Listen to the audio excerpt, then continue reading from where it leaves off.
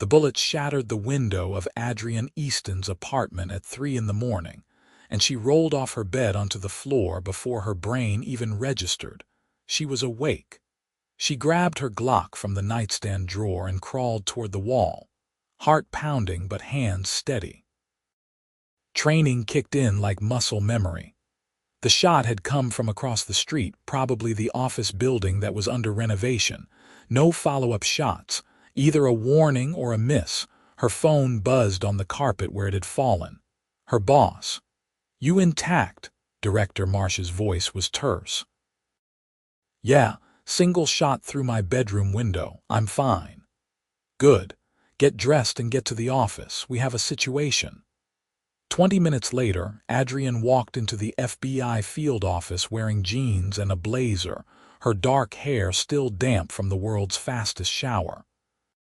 She'd been with the Bureau for 6 years, specializing in protective details for high-value targets.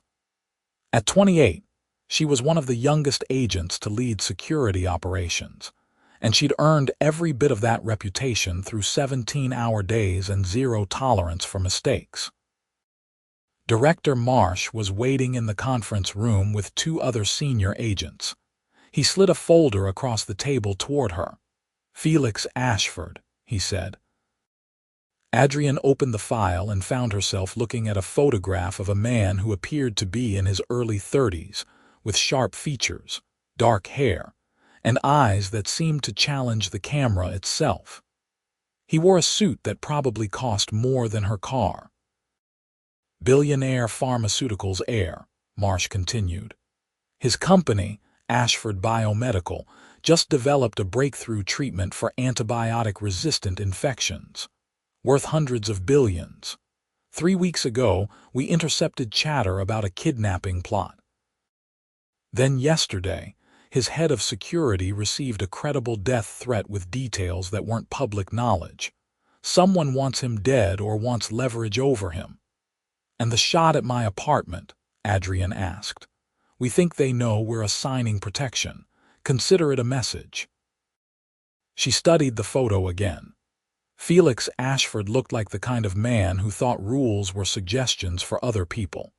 What's his security situation? He has private security, but they're outmatched. We need someone inside. Full-time protective detail until we neutralize the threat. He agreed to this.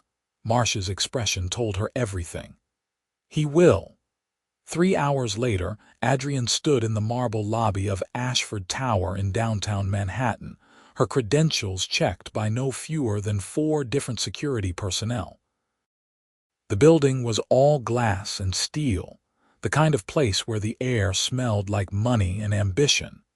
She was escorted to the top floor, where Felix Ashford's executive offices occupied the entire level. Floor-to-ceiling windows offered a view of the city that made her feel like she was standing on top of the world. The man himself was behind a massive desk, signing documents with barely a glance at them. In person, Felix Ashford was even more striking than his photograph suggested.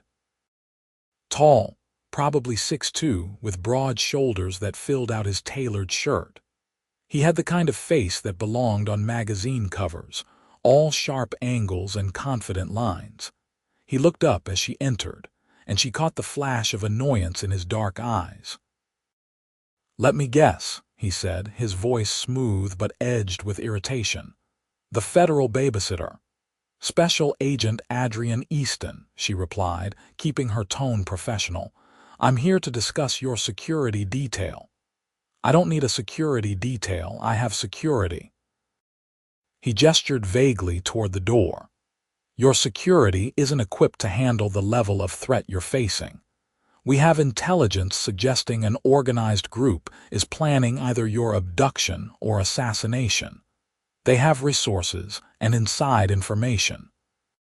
Felix stood, and she noticed he moved with the easy confidence of someone who'd never been told no. "Agent Easton, I appreciate the concern, but I'm not interested in having a government employee follow me around while I live my life. I have work to do, important work that actually saves lives." Then let me help you stay alive to do it. I don't follow rules, agent. I don't do schedules or protocols or whatever security theater you're planning. I built a multi-billion-dollar company by trusting my instincts and taking risks. I'm not about to stop now. Adrienne had dealt with difficult protectees before, but Felix Ashford was radiating a special kind of arrogance that made her jaw tighten.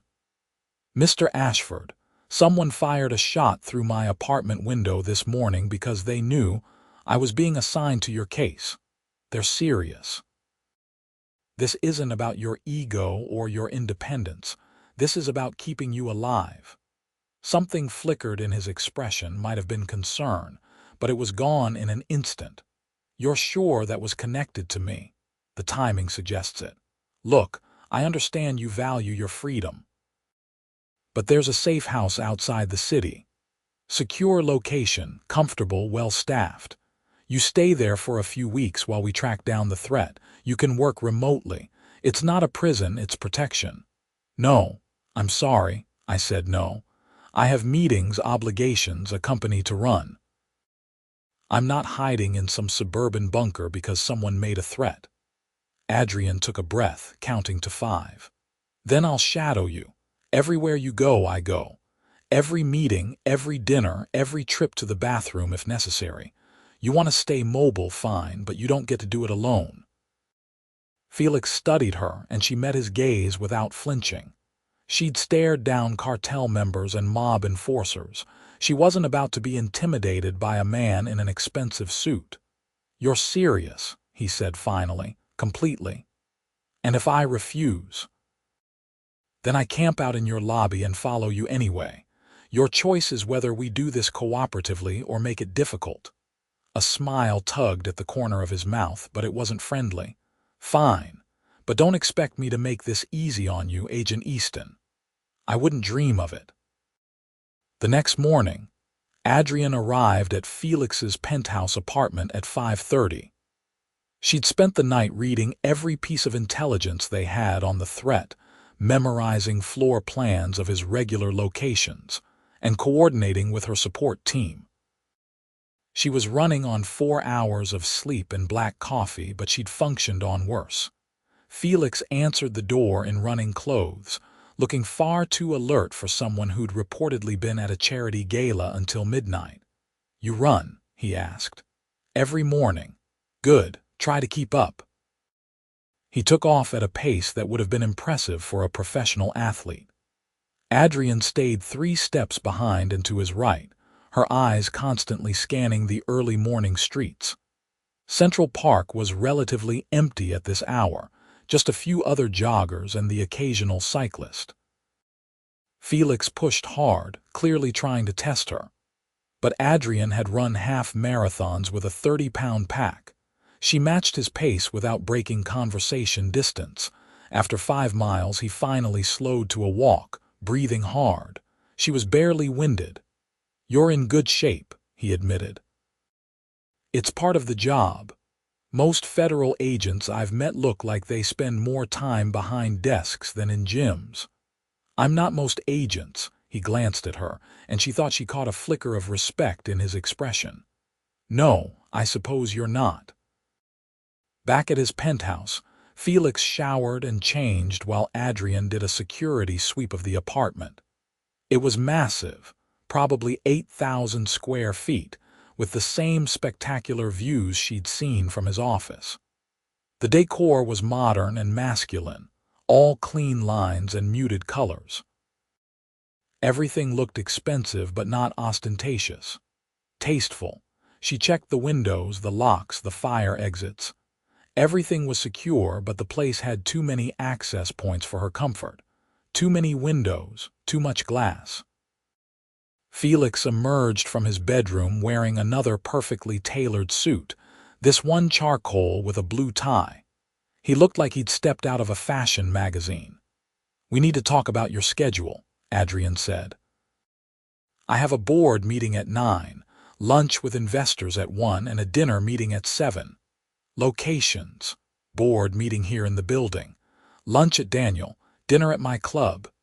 She pulled out her phone and started coordinating with her team. "I'll need to sweep each location before you arrive. That means we leave early. I'm not changing my schedule. I'm not asking you to. I'm asking you to leave 15 minutes earlier so I can do my job."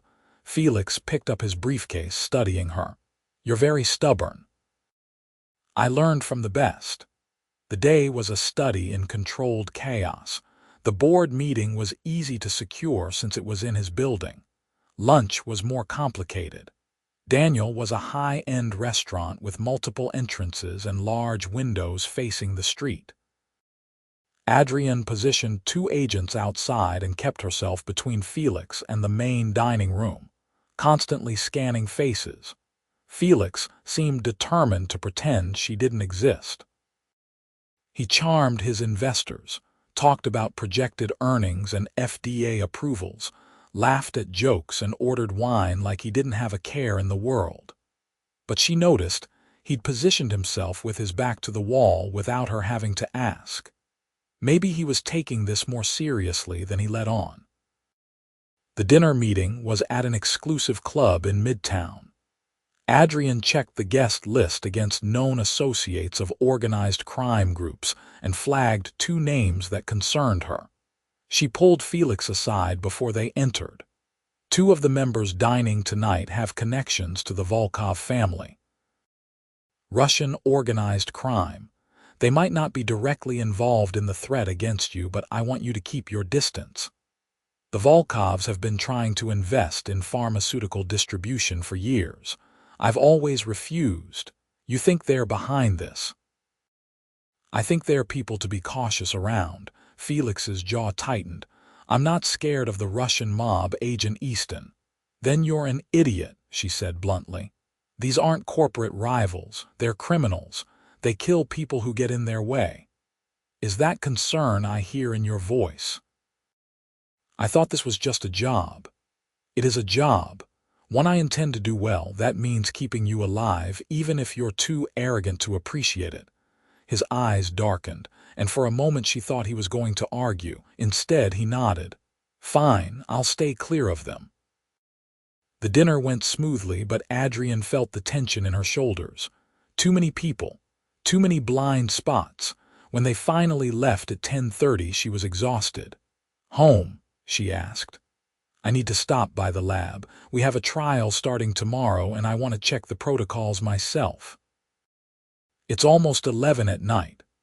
Science doesn't follow a 9-to-5 schedule, Adrienne Easton. The lab was in a separate building in Queens, a nondescript structure that looked nothing like the gleaming tower of Ashford headquarters. Felix used a key card and retinal scanner to access the facility, and they took an elevator down 2 floors. The underground lab was state-of-the-art, all stainless steel and white surfaces. A few researchers were still working, hunched over microscopes and computer screens. They looked up when Felix entered, and Adrienne saw the respect in their faces, maybe even awe. Dr. Chen, Felix called to a woman in her 50s wearing a lab coat. Status: we're ready. All 12 patients have been prepped. We'll begin administration at 8 tomorrow morning. And the control group established. Everything is documented according to FDA protocol. Felix moved through the lab with the easy familiarity of someone who belonged there. He checked readouts, asked questions, examined data with an intensity that surprised Adrienne. This wasn't the arrogant billionaire she'd been dealing with all day. This was someone who genuinely cared about the work. This trial could save thousands of lives, Dr. Chen said quietly, noticing Adrienne's interest. The antibiotic-resistant infections we're targeting kill more people every year than car accidents. If this treatment works, it changes everything. Adrienne looked at Felix with new understanding. The risks he took, the rules he broke, maybe they came from somewhere deeper than simple arrogance. Maybe he was just someone who couldn't stand still when people were dying. They left the lab after midnight. Felix was quiet in the car, staring out the window at the city lights. "You really believe in this," Adrienne said. "It wasn't a question. My mother died of sepsis when I was 19. A simple infection that became resistant to every antibiotic they tried. I watched her deteriorate for 3 weeks. The doctors couldn't do anything. She was 62 years old, and she died because bacteria evolved faster than medicine." His voice was flat, emotionless, but she heard the pain underneath. "I inherited the company from my father 2 years later. Every decision I've made since has been about making sure no one else has to watch someone they love die from something we should be able to cure." "I'm sorry," Adrienne said. "Don't be. Just do your job and let me do mine." The rest of the week fell into a rhythm. Adrienne arrived at 5:30 every morning. They ran. She cleared his scheduled locations. She stood in corners during meetings and scanned crowds at restaurants. She studied his patterns, learned his habits, memorized the faces of everyone in his regular orbit. And despite her best efforts to maintain professional distance, she found herself noticing things about Felix Ashford that had nothing to do with security. The way he always bought coffee for his driver, how he knew the names of every janitor and security guard in his building, the fact that he spent an hour every evening on calls with his younger sister, a medical student in California, helping her study. He was brilliant, that was obvious. But he was also kind in small, consistent ways that seemed at odds with his public persona. On Friday evening, they were in his penthouse after another long day. Adrienne was reviewing security footage from his office building when Felix appeared with 2 glasses of wine. "You've been on duty for 14 hours, he said, offering her a glass. "Take a break. I don't drink on the job. It's 1 glass. Consider it a peace offering. I know I haven't made this easy on you." Adrienne hesitated, then accepted the wine. It was rich and complex, probably cost more than her weekly salary. "You've been testing me all week." "Yes. Did I pass?" Felix sat down across from her, loosening his tie. "You're competent, thorough. You don't panic and you don't back down. I respect that. But you still hate having me here." "I hate needing protection. There's a difference." He took a sip of wine. "Tell me something, Agent Easton. Why did you join the FBI? That's personal." "So was what I told you about my mother. Consider us even." She studied him, weighing how much to share. "My father was a cop. Died in the line of duty when I was 16. Some gang member shot him during a traffic stop. I watched my mother try to hold our family together while dealing with that loss, and I decided I wanted to do something that mattered, something that helped people." "So you chose a career where you risk your life protecting strangers." "They're not strangers once I'm assigned to them. What am I then?" His dark eyes were intense, focused entirely on her. "A protectee who makes my job harder than it needs to be," she said, but there was no heat in the words. Felix smiled, and this time it reached his eyes. "Fair enough." The moment stretched between them, charged with something Adrienne couldn't quite name. She was suddenly very aware of the fact that they were alone in his apartment, drinking wine, having a conversation that felt nothing like the professional distance she was supposed to maintain. She stood abruptly. "I should check the perimeter cameras." "Adrienne." It was the first time he'd used her first name. "Thank you for being here, for taking this seriously. I know I've been difficult. Just don't make me regret telling Director Marsh I could handle you," she said, trying to lighten the mood. "I'll do my best." The weekend brought a new challenge. Felix insisted on attending a charity gala at the Metropolitan Museum of Art. 500 guests, multiple entrance points, and a venue that was impossible to fully secure. Adrienne argued against it for an hour. "I'm the keynote speaker," Felix said. "They're raising money for medical research. I can't just not show up." "You can pre-record a speech." "That's not the same, and you know it. People donate more when they feel personally connected to the cause." People also don't donate when the keynote speaker gets killed. Felix's expression hardened. I've spent a week following your protocols.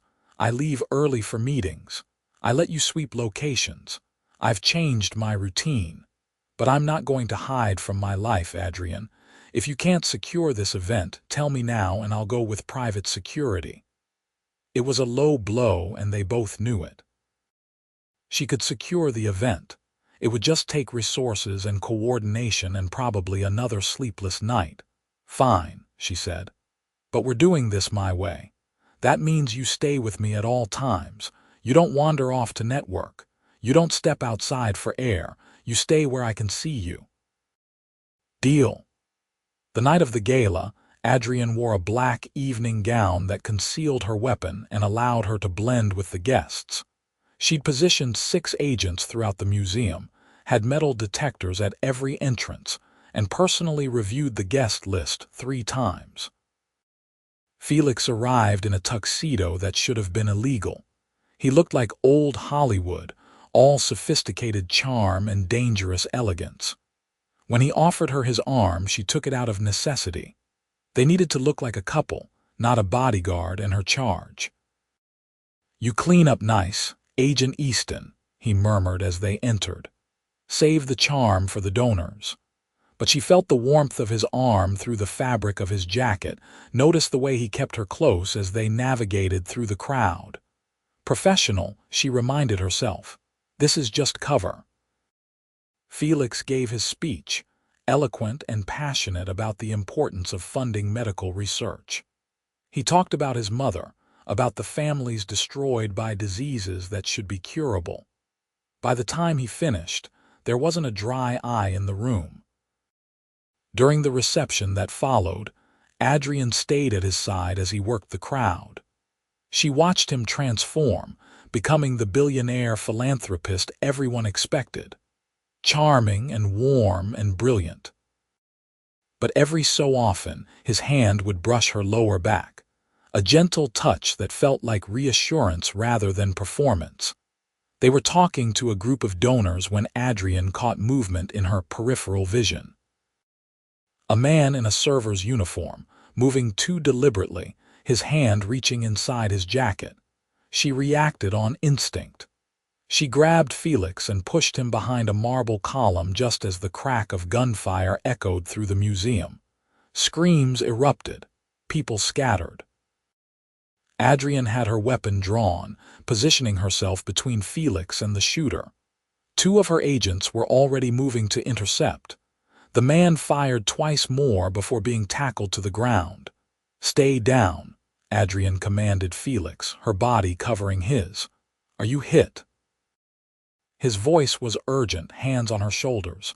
"No, are you? I'm fine. Thanks to you." It took 20 minutes to secure the scene.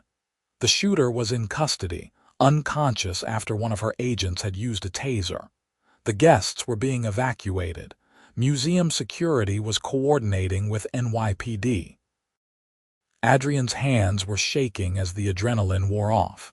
She'd been in dangerous situations before, but something about tonight felt different, more personal. Felix was sitting on a bench in a corridor, tie loosened, looking shaken. When he saw her, he stood immediately. "We need to go to the safe house," she said. "Now. No arguments. Agreed." An hour later, they were in an SUV with tinted windows driving north out of the city. The safe house was in Westchester, a large property surrounded by woods and walls, monitored by cameras and patrolled by agents. Felix was quiet during the drive, staring out the window. Adrienne could see the tension in his shoulders, the way his jaw was clenched. "You okay?" she asked quietly. "Someone just tried to kill me. I know. You saved my life." He turned to look at her. "You could have been shot." "It's my job." "That's not an answer." Adrienne met his gaze. "Yes, I could have been shot, but I wasn't, and neither were you. That's what matters. It matters to me that you put yourself in danger for me, Felix." His name felt strange on her tongue, intimate. "This is what I do. I protect people. You don't get to feel guilty about it." And what if something had happened to you? The question hung between them, loaded with meaning neither of them was ready to acknowledge. The safe house was actually a mansion, all stone and security. Adrienne walked Felix inside, checking rooms while other agents set up equipment. The place had 6 bedrooms, a full kitchen, a home office, and enough space that they wouldn't be on top of each other. "You'll stay in the master bedroom, 2nd floor," Adrienne said. "I'll be in the room next door." "There are agents posted outside and monitoring all entrances. You're safe here." Felix looked around the tastefully decorated space. "How long?" "Until we identify who hired the shooter and neutralize the threat.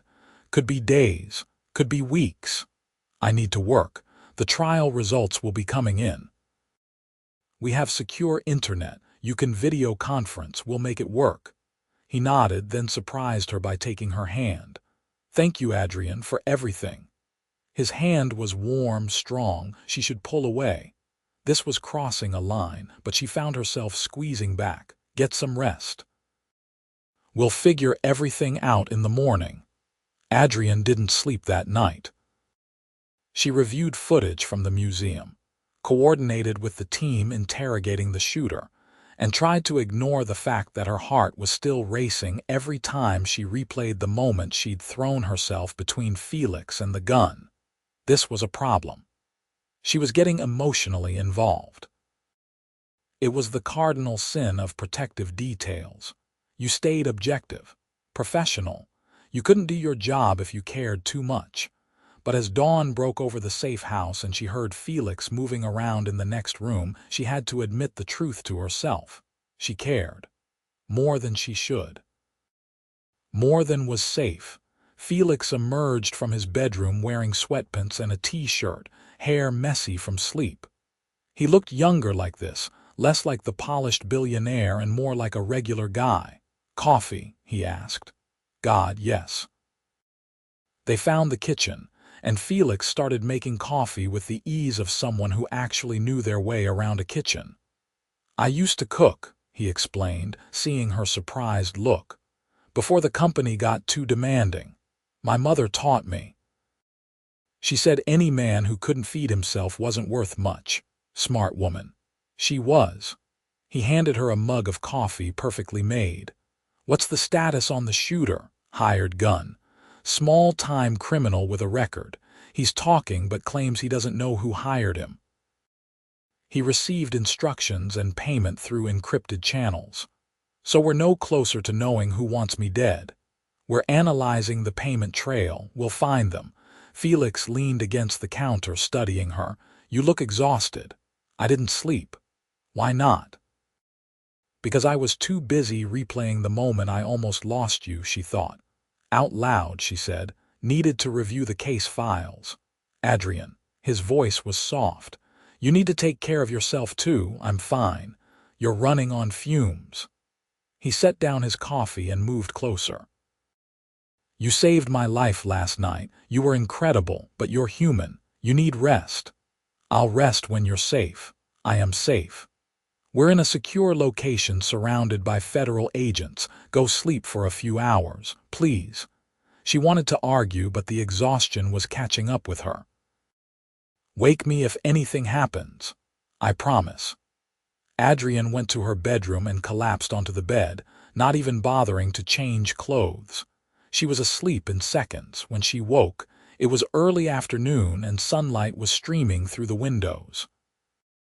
She'd slept for 5 hours, longer than she'd intended. She grabbed her phone, checking for messages. Nothing urgent. She found Felix in the home office on a video call with his research team. She stayed out of frame, listening to him discuss trial results and pharmaceutical data with the same intensity he brought to everything. When he ended the call, he turned to her. "The trial is showing promising results. 85% of patients are responding to the treatment." "That's incredible. It's a start." He stood, stretching. "I'm going stir-crazy. Is there anywhere to run around here?" "There's a trail through the property. I'll go with you." They changed into running gear and headed outside. The property was beautiful, acres of woods and landscaped gardens. The trail wound through trees, peaceful and isolated. They ran side by side, falling into an easy rhythm. No conversation, just the sound of their breathing and footsteps on the path. After 3 miles, they stopped near a small pond at the edge of the property. Felix bent over, catching his breath, then straightened and looked at her. "I owe you an apology," he said. "For what?" "For being an arrogant ass when we first met. You were right, about all of it. The threat was real, I needed protection. And I made your job harder because I was too proud to admit I needed help." "Felix, you don't have to apologize for wanting to live your life." "Yes, I do. Because you're putting your life on the line for me and I dismissed that. I dismissed you." He stepped closer. "You're extraordinary, Adrienne. The way you handle yourself, your competence, your courage. I've never met anyone like you." Her heart was pounding and it had nothing to do with the run. "This isn't a good idea." "What isn't?" "Whatever this is. I'm assigned to protect you. There are rules." "I hate rules," he said softly. "You might have noticed. Felix." His name came out as almost a whisper. "We can't what? Acknowledge that there's something between us." "Because I think we both know there is." He was right. She'd been fighting it all week, but the truth was undeniable. She was attracted to him. More than attracted. She cared about him in a way that went far beyond professional obligation. "Even if there is," she said carefully, "acting on it would be a mistake. It would compromise my objectivity, put you at risk. Or it would give you even more reason to keep me safe. That's not how it works."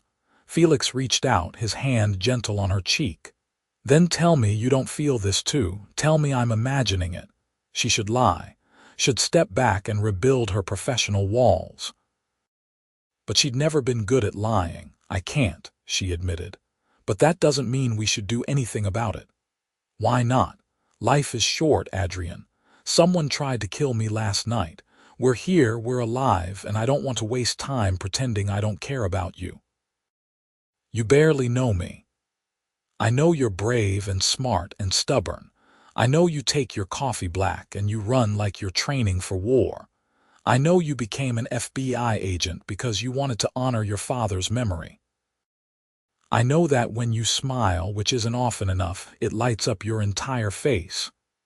His thumb brushed her cheekbone. "What else do I need to know?" "Everything," she thought. "You need to know that I'm falling for you and it terrifies me." "This is a bad idea," she said, but she didn't step away from his touch. "Most of my best ideas started as bad ideas. Felix, I'm serious. If we do this, if we cross this line, I need to request reassignment. Someone else will have to take over your protection." "No," his voice was firm. "I trust you. I don't trust anyone else with this. We can be professional. I won't let it interfere with your job. You can't promise that. Watch me." He was standing so close now she could feel the warmth radiating from his body. His eyes were dark, intense, searching her face like she was a puzzle he was desperate to solve. "One kiss," he said.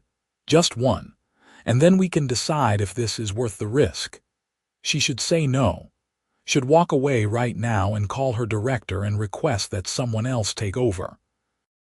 But she'd spent a week watching him, learning him, and last night she'd thrown herself in front of a gun for him without hesitation. She was already in too deep.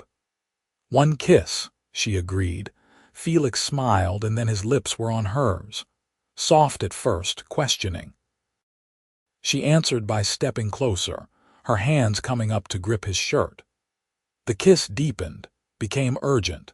It felt like something breaking open between them, all the tension and attraction of the past week finally finding release. When they finally pulled apart, both breathing hard, Felix rested his forehead against hers. "Well," he said, "that was definitely worth the risk. Felix, we need to be careful. I know, but I'm not sorry." "Neither am I," she admitted, "but this doesn't change anything.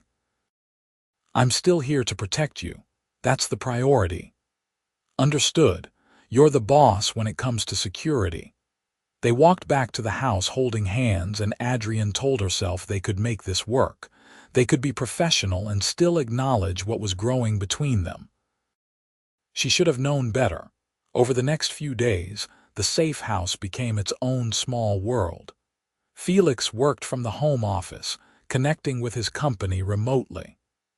Adrienne coordinated with her team, following leads on the people behind the assassination attempt. But in the quiet moments when work was done and the house settled into evening peace, they found themselves drawn together. They cooked dinner together, Felix teaching her his mother's recipe for risotto. They watched old movies in the home theater. They talked about everything, their childhoods and dreams and fears. Adrienne learned that Felix had wanted to be a doctor before his father's death forced him to take over the company. That he still sometimes dreamed about what his life might have looked like if he'd followed that path. Felix learned that Adrienne had a younger brother who was a teacher, that she loved thriller novels and hated horror movies, that she played piano but hadn't touched one in years. They were learning each other, and every new piece of information felt precious. On the fourth night at the safe house, they were sitting on the back patio, the property secured and the stars bright overhead. Felix's hand found hers in the darkness. "What happens when this is over?" he asked. "We catch whoever is behind this. You go back to your life. And you?" "I get assigned to the next case." "That's not what I'm asking." He turned to face her. "What happens with us?" Adrienne had been trying not to think about that question. "I don't know. Whatever this is, it's happening in a bubble. Real life is different. Real life is what we make it. You're a billionaire who runs a pharmaceutical empire. I'm a federal agent who works 60-hour weeks. Our worlds don't exactly overlap. They're overlapping right now. Because someone is trying to kill you, that's not exactly a foundation for a relationship." Felix was quiet for a moment. "You're scared." "I'm realistic." "No, you're scared. You're scared that if you let yourself care about me, really care, something will happen, like what happened to your father." His words hit too close to home. "Don't psychoanalyze me. Then tell me I'm wrong." She couldn't. Because he was right. Every person she'd ever cared about she'd lost or risked losing. Her father. Her mother, who'd never fully recovered from the grief. Relationships in her line of work were complicated, often doomed. She'd watched too many colleagues go through divorces and custody battles. "Even if you're right," she said quietly, "that doesn't change the reality. Your life and mine, they're not compatible." "What if I want to make them compatible?" "Felix, you can't just decide that." "Why not? I'm very good at making impossible things happen." He squeezed her hand. "Look, I'm not asking you to marry me. I'm asking you to give this a chance. When the threat is neutralized and you're not officially my bodyguard anymore, let's try. Real dates. Real conversations without worrying about security protocols. Let's see what this could be. And if it doesn't work, then at least we'll know. But I think it will work. I think we could be extraordinary together." Adrienne looked at him, this brilliant, stubborn, impossible man, and felt her carefully constructed walls crumbling. "You really don't give up, do you? Not when something matters." "I matter. More than you know." She kissed him then, soft and slow, a promise and a surrender all at once. When they pulled apart, she said, "Okay. When this is over, we try, but you have to promise me you'll follow my security protocols until then. No arguments. I promise. I'm serious, Felix. No impromptu trips to the lab, no surprise meetings. You clear everything with me first." "Yes, madam." She heard the humor in his voice and swatted his arm. "I mean it. I know you do, and I promise I'll be the model protectee." The break in the case came 3 days later. Adrienne's team traced the payment to the shooter back through several shell companies to a source that made her blood run cold. "Viktor Volkov," she told Felix, showing him the file. "Head of the Volkov crime family. They've been trying to muscle into pharmaceutical distribution for years. Your refusal to work with them apparently convinced them that eliminating you would open up opportunities with a more cooperative successor. Who did they think would take over? Your cousin, Marcus Ashford. He's been meeting with Volkov Associates for months. Felix's face went hard. Marcus. I should have known. He's always resented that my father left the company to me instead of him. We're bringing in both Victor and Marcus. It's over, Felix. Relief and something else, maybe disappointment, crossed his face. So I can go home. Yes. You'll need to keep security for a while, but you can return to your normal life. And us. And we follow through on our promise. We try. The arrests happened that afternoon. Victor Volkov and Marcus Ashford were taken into custody, along with 3 other members of the conspiracy. The evidence was overwhelming. They'd be in prison for a long time. Felix packed his bags that evening while Adrienne coordinated his return to the city. They'd spend one more night at the safe house. Then tomorrow he'd go back to his penthouse, and she'd go back to her apartment. The thought felt wrong, like tearing apart something that should stay whole. That night, lying in her bed in the room next to his, Adrienne couldn't sleep. She kept thinking about what came next. Felix would return to his billion-dollar empire. She'd return to her job. And they'd try to build something real in whatever time they could steal between his obligations and her cases. She heard movement in the hallway and then a soft knock on her door. "Come in," she called. Felix entered, wearing sweatpants and a t-shirt, looking uncertain in a way she'd never seen from him. "Can't sleep either." "No." He sat on the edge of her bed. "I don't want to go back to separate rooms tomorrow." "Felix, we talked about this. We need to do this right." "That means taking our time." "I know. But these past few days, getting to know you, spending time with you, it's been the best part of this entire nightmare. I don't want to lose that." "You won't lose it. We're just moving it to the real world." He reached for her hand. "Stay with me tonight." "Just sleep. I just want to hold you." She should say no, should maintain boundaries. But she was so tired of boundaries, of rules, of denying what she felt. Okay. They moved to his room, climbing into bed together. Felix pulled her against his chest, his arms wrapped around her, and Adrienne felt something inside her relax. This was right. Dangerous and complicated and completely against protocol, but right. "Thank you," Felix whispered into her hair. "For what?" "For saving my life. For giving us a chance. For being you." She tilted her head back to kiss him, soft and sweet. "Thank you for being worth saving." They fell asleep tangled together, and for the first time in days, Adrienne slept deeply, dreamlessly, peacefully. The return to the city the next day felt surreal. The safe house had been their bubble, protected from the real world. Now they were driving back into reality, and Adrienne felt the weight of it settling on her shoulders. At Felix's building, she walked him up to his penthouse, doing one final security sweep. Everything was clear, secure, safe. "I'm officially off the case," she said. "Your regular security team will coordinate with the FBI, but you won't need a dedicated agent anymore." "So what now?" "Now I go back to my apartment, file my reports, and probably sleep for 12 hours. And after that? After that, you call me and ask me to dinner, like a normal person." Felix pulled out his phone. "What's your number?" She recited it and heard his phone chime as he saved it. "There. Now you're in my contacts. Adrienne Easton, the woman who saved my life and stole my heart." "That's very dramatic." "I'm a dramatic person." He stepped closer. "Dinner tonight?" "Felix, I literally just said I need to sleep.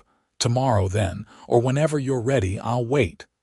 "You're very impatient for someone who says he'll wait." "That's because every hour without you feels too long." She kissed him, quick and hard. "I'll call you tomorrow. Promise?" "Promise." Walking away from him was harder than she'd expected. But they needed this, needed to prove that what they felt wasn't just adrenaline and proximity. Needed to see if it could survive in the real world. Adrienne spent the next day catching up on sleep and paperwork. She filed her reports, briefed Director Marsh on the case resolution, and tried to ignore the fact that she checked her phone every 10 minutes. Felix called her that evening. "How's the real world treating you? Boring without someone trying to kill my protectee. I could arrange another assassination attempt if it would help. Please don't. I'd like to keep you alive. For selfish reasons. Entirely selfish reasons." She curled up on her couch, smiling despite herself. "How was your first day back?" "Productive. The trial results are exceeding expectations. We're fast-tracking FDA approval. Also, I fired my cousin's entire department and launched an internal investigation into his activities." "Sounds like a light day." "I'm a multitasker. Speaking of which, are you free for dinner tomorrow? There's a restaurant I want to take you to, Italian. Small, quiet, family-owned. They make the best carbonara you've ever tasted." "Sounds perfect. I'll pick you up at 7. "Felix, you don't know where I live. I'm a billionaire with extensive resources. I'll figure it out." "That's creepy. But also efficient," she laughed. "Fine, but don't send a limo, just, I don't know, show up like a normal person." "I'll do my best." He arrived at 6:55 the next evening, driving a sleek black sports car and wearing jeans and a button-down shirt. Normal person clothes. It looked good on him. "No suit?" Adrienne asked as she slid into the passenger seat. "You said normal. I'm attempting normal." "You're driving a car that costs more than most people's houses." Baby steps. The restaurant was in Greenwich Village, tucked away on a side street with checkered tablecloths and candles on every table. It was exactly the kind of place she'd have chosen herself, intimate and unpretentious. "How did you find this place?" she asked. "I called your brother and asked what kind of food you like." Adrienne nearly choked on her water. "You did what?" "I tracked down your brother, explained that I was taking you to dinner and asked for recommendations. He was very helpful. Also threatened to hunt me down if I hurt you. I liked him." "I can't believe you called my brother." "I wanted to do this right. That means getting intel from people who know you." She didn't know whether to be annoyed or charmed. She settled on charmed. "What else did he tell you?" "That you hate roses but love wildflowers. That your favorite movie is Casablanca. That you secretly have a sweet tooth but never indulge it because you're always training. And that you haven't dated seriously in 4 years because you're married to your job." "He told you all that?" "He wants you to be happy. I promised him I'd try to make that happen." The dinner was perfect. They talked about everything and nothing, the conversation flowing as easily as it had at the safe house. But this was different. This was real. A real date, a real connection, a real possibility of something more. When Felix drove her home, he walked her to her door like a gentleman. "I'd invite you up," Adrienne said, "but I feel like we should take this slow." "Agreed, even though it's killing me." She kissed him, letting herself get lost in it for a moment. When they pulled apart, his eyes were dark with want. "When can I see you again?" he asked. "I'm off this weekend. We could do something." "Something involves too many possibilities. Be specific." "Saturday. We could go to the park, get lunch, be normal people doing normal things." "I can do normal, probably." She laughed and kissed him again. "Good night, Felix." "Good night, Adrienne." The next few weeks fell into a pattern. Felix worked insane hours at his company, preparing for the FDA approval and managing the fallout from his cousin's betrayal. Adrienne took on a new case, providing security for a witness in a federal trial, but they made time for each other. Dinners when both of them were free. Weekend mornings running through Central Park. Late-night phone calls when they were both too wired to sleep. They were building something real, piece by piece. 2 months after the safe house, Felix's treatment received FDA approval. It was major news, covered by every outlet. Adrienne watched him give interviews, talking about his mother and the families who would benefit from the breakthrough, and felt pride swell in her chest. He called her that night, his voice exhausted but happy. "We did it. It's approved. We can start manufacturing next week. I'm so proud of you. Come over. Please, I want to celebrate with you." She shouldn't. It was late and she had an early morning briefing, but she went anyway because he'd worked so hard for this and she wanted to share the moment with him. Felix's penthouse was quiet when she arrived. He'd clearly been working from home, papers spread across his desk, laptop still glowing. He pulled her into his arms the moment she walked through the door. "Thank you for coming," he said into her hair. "Of course. This is huge, Felix. It's everything. It's what I've been working toward for years." He pulled back to look at her. "And I want to share it with you. I'm just the person who kept you alive long enough to see it happen. You're so much more than that." He cupped her face. "You're the person I think about when I wake up. The person I want to call when something good happens. The person who makes me want to be better than I am." "Felix." Her voice caught. "I love you, Adrienne. I think I've loved you since you told me you'd camp out in my lobby if I didn't cooperate. You're brave and brilliant and you make me laugh even when I'm trying to be difficult. I know it's only been 2 months. I know we're still figuring this out, but I needed you to know." Tears pricked her eyes. She'd been fighting this feeling, telling herself it was too soon, too intense. But standing here in his arms, seeing the absolute certainty in his eyes, she couldn't fight it anymore. "I love you too," she whispered. "Even though you're arrogant and stubborn and you hate rules, especially because of those things, maybe." He kissed her, and this time there was no holding back. They made their way to his bedroom, hands and mouths urgent, 7 weeks of tension finally breaking.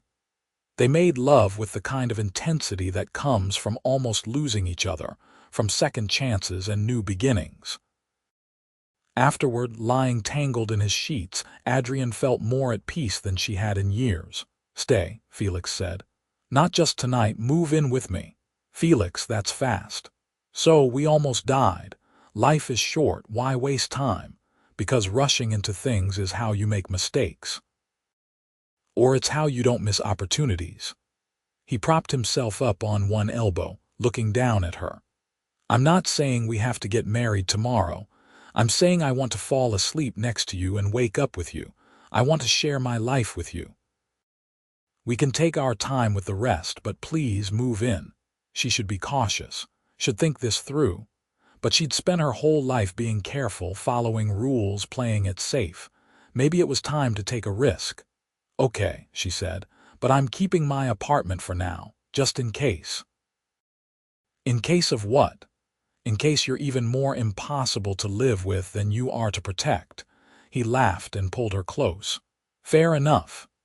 Adrienne moved into Felix's penthouse 3 weeks later. It was a gradual process, bringing over clothes and personal items, making space for herself in his meticulously organized world. They learned how to coexist. She learned that he was cranky before his second cup of coffee, and that he sang in the shower. He learned that she needed her morning run to function, and that she always fell asleep during movies, no matter how invested she claimed to be. They fought occasionally, usually about his tendency to take risks with his security or her tendency to work too many hours. But they always worked through it, because what they had was worth fighting for. 6 months after she moved in, Felix took her to dinner at the same Italian restaurant where they'd had their first date. "This feels significant," Adrienne said as they were seated at their usual table. "Does it?" "You're being weird. Are you okay?" "I'm perfect." But his hand shook slightly as he poured her wine. They ordered their usual dishes, talked about work and weekend plans. But Adrienne could feel his nervous energy, the way he kept shifting in his seat. "Felix, what's going on?" I have something for you." He reached into his pocket and pulled out a small velvet box. Adrienne's heart stopped. "Felix, before you panic, let me say this." He opened the box to reveal a stunning diamond ring, simple and elegant. "I know we said we'd take our time. I know 6 months isn't very long, but I've never been more certain of anything in my life. You make me better. You challenge me. You love me even when I'm being insufferable, and I want to spend the rest of my life with you if you'll have me." Tears were streaming down her face. "You're supposed to hate rules. Proposals are basically the biggest rule in the book. Some rules are worth following. Adrienne Easton, will you marry me?" She looked at him, this man who'd started as an assignment and become everything. "Yes. Yes, absolutely yes." He slipped the ring on her finger, then pulled her into a kiss while the entire restaurant applauded. When they finally pulled apart, both of them were crying. "I love you," Felix said. "My stubborn, extraordinary bodyguard. I love you too. My arrogant, impossible billionaire." They were married 4 months later in a small ceremony at the Botanical Gardens. Adrienne's brother walked her down the aisle. Felix's sister was his best woman. Director Marsh attended, looking both proud and slightly disapproving of how his best agent had fallen for her protectee. The wedding was perfect, intimate and joyful, surrounded by the people who mattered most. Their honeymoon was 2 weeks in Italy, where they ate too much pasta and explored ancient cities, and made love in hotel rooms with views of the Mediterranean. "What do you want our life to look like?" Felix asked one night as they sat on their hotel balcony watching the sunset. "I don't know. Happy, full, meaningful, kids, eventually. After I've worked a few more cases, what about you? I want everything with you." "Kids, adventure, quiet mornings and loud arguments and growing old together. All of it." "That sounds perfect." 2 years later, Adrienne gave birth to their daughter, Elena. She had Felix's dark hair and Adrienne's determined spirit. They bought a house in Westchester, big enough for a growing family, but with security measures that satisfied both of their needs. Adrienne continued working for the FBI but transitioned to a training role that didn't require field assignments. She taught new agents about protective details and threat assessment, sharing the knowledge she'd gained from years in the field. Felix's company thrived. His treatment for antibiotic-resistant infections saved thousands of lives, and he poured the profits into research for other diseases. He won awards, appeared on magazine covers, but he always said his greatest achievement was the family he'd built with Adrienne. On their 5th anniversary, they returned to the safe house in Westchester, the place where they'd first admitted what they felt for each other. "Remember when you told me this was a bad idea?" Felix asked as they walked the trail they'd run years ago. "I was right. It was a terrible idea. And yet here we are. Here we are." Adrienne took his hand. "Best terrible idea I ever had. I love you," Felix said. "My partner, my protector, my everything. I love you too. My impossible, rule-breaking, extraordinary husband." They kissed in the same spot where they'd shared their first kiss, the woods quiet around them, the future stretching bright and beautiful ahead. 3 years later, their son was born, Michael. He had his father's brilliance and his mother's courage. Elena was 5 by then, already learning piano and announcing she wanted to be a doctor like her grandmother would have been. The house in Westchester filled with noise and laughter. Toys scattered across expensive hardwood floors, art projects covering the fridge. It was chaotic and messy and perfect. Felix still worked too hard sometimes, still pushed boundaries and took risks. Adrienne still worried about security, still checked locks twice and kept her weapon in a biometric safe. But they balanced each other, challenged each other, loved each other through every imperfect moment. On quiet evenings after the kids were asleep, They'd sit on their back patio and talk about how far they'd come. From that first contentious meeting in his office to the safe house where everything changed to this life they'd built together. "You ever miss it?" Felix asked one night. "The field work, the adrenaline." "Sometimes," Adrienne admitted, "but this is better. This is real. The adrenaline fades, but this, what we have, it just keeps growing. I'm glad you were assigned to protect me, even though I cramped your style and made you follow rules. Especially because of that." He pulled her close. "You saved my life in more ways than one, Adrienne Ashford, and you showed me that sometimes the biggest risks lead to the best rewards." They sat together as the stars came out, planning their future, remembering their past, living fully in their present. The journey from safe house romance to forever hadn't been simple, but it had been worth every complicated, beautiful moment. And as Felix kissed his wife under the stars, he thought about the man he'd been before her. Arrogant, reckless, alone even in crowds. She'd changed him, made him better, given him a reason to follow at least some of the rules. Adrienne looked at her husband, remembering the stubborn billionaire who'd fought her security protocols every step of the way.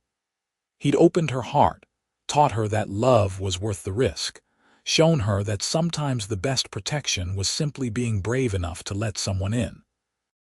Their story had started with danger and duty, but it had become something neither of them expected. A love that was deep and true and lasting. The kind of love that grew stronger through challenges, that celebrated victories together, that built a family and a future on a foundation of mutual respect and passion. Years from now, they'd tell their children about how they met. About the safe house and the threats, and the moment everything changed. They'd leave out some of the scarier details, soften the edges of danger.